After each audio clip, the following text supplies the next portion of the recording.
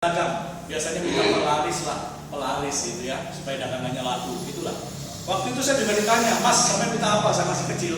Sampai minta apa? Saya minta sepeda waktu itu. Minta sepeda, sampai hari ini nggak pernah dikasih. Tetap aja bohong dia kan. Tapi untung juga nggak dikasih. Kalau dikasih, saya berhutang sama dia. Ya. Nah, saya sudah dibawa kemana-mana, ke tempat-tempat keramat, ke kuburan, ke gua, ke batu besar, ke orang-orang pintar, ke dukun dan sebagainya. Sejak kecil. Setelah saya bertobat, saya baru tahu itu cara iblis mengikat kita. Maka Bapak Ibu Saudara, malam ini saya mau ngomong terus terang juga. Yang sudah pernah terlibat, selesaikan malam ini. Karena hari esok belum tentu ada. Yang pernah pergi ke dukun, meskipun hanya satu kali, selesaikan. Selesaikan. Ya, berapa waktu yang lalu saya pergi ke mana ini?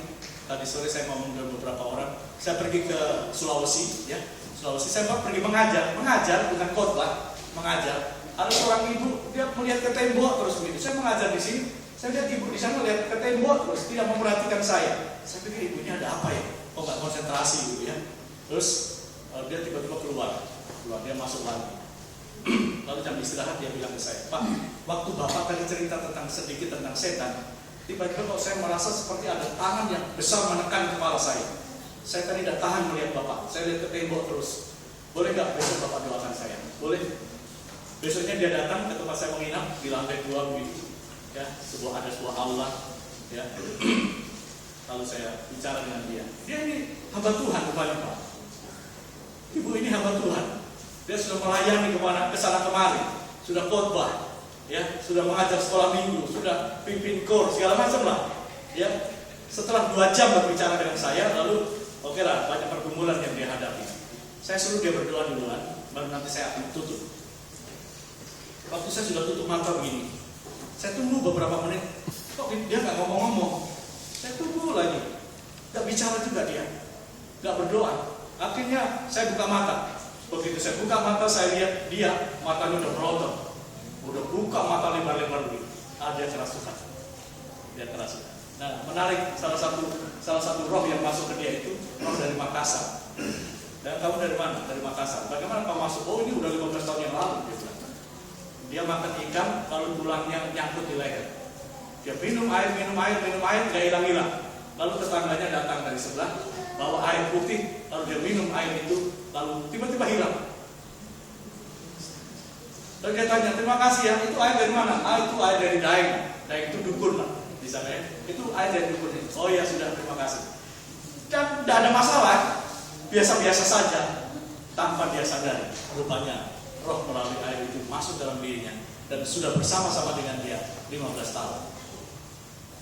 Setelah itu dia baru sadar, dia buka tas kecilnya itu isinya Alkitab plus sepotong kayu. Dia kasih tunjuk ke saya, Pak, ini jimat juga ya? Loh iya, jadi saya bawa kemana-mana. Saya naik mimbar pun saya bawa juga. Saya ngajar sekolah minggu saya bawa juga. Ini saya dikasih sama tante saya. Oh iya, iblis membutakan pikiran kita, ya, sehingga sekecil apapun yang pernah kita terima dari iblis nggak pernah gratis, Bapak Ibu, tidak pernah gratis. Makanya Tuhan begitu geram kepada penyembahan berhala, ya, karena itu dia bilang, aku Allah yang cemburu, aku akan membalaskan kesalahan bapaknya kepada anaknya, kepada keturunan ketiga, keturunan keempat, menurut Keluaran pasal 20 ayat 3-5, ya. Jadi siapa yang pernah menyembah berhala, tunggu aja, kalau nggak anakmu jadi tumbal, cucumu atau cicitmu, keturunan keempat. Kalau nggak bertobat juga, turun lagi keempat berikutnya. Nggak bertobat juga, turun lagi keempat berikutnya. Begitulah cara kerja jaringan iblis yang mengikat banyak orang. Maka Bapak Ibu malam ini, terserah Bapak Ibu mengambil keputusan apa enggak, itu bukan kewenangan saya.